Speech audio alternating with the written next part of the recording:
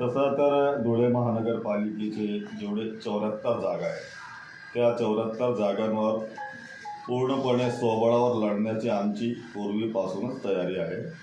आणि नंतरच्या काळात आमच्या ज्या वरिष्ठांचा एक धोरण होता की आपण महायुती म्हणून लढवायची, परंतु आता 4 दिवसापूर्वीसुद्धा आमचे जे इथले समन्वयक आहेत, माजी मंत्री अनिलदादा पाटील साहेब हे पण आले होते आणि त्यांनी पण मला वाटतं त्यांच्याशी काहीतरी त्यांचं बोलणं झालेलं आहे. पण अजूनपर्यंत भाजपाकडून किंवा इतर कुठल्या पक्षाकडून आम्हाला कुठलाच प्रतिसाद मिळालेला नाही आणि आमची पूर्ण 74 जागा लढण्याची तयारी आहे.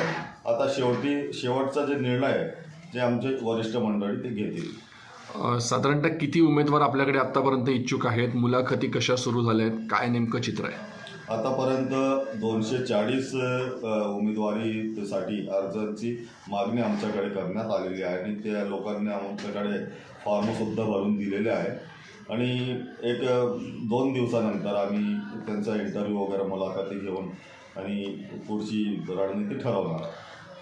आणणार कशाला विचारताय आपण? त्याला वेळ आहे ना, वेळ तर येऊ द्या.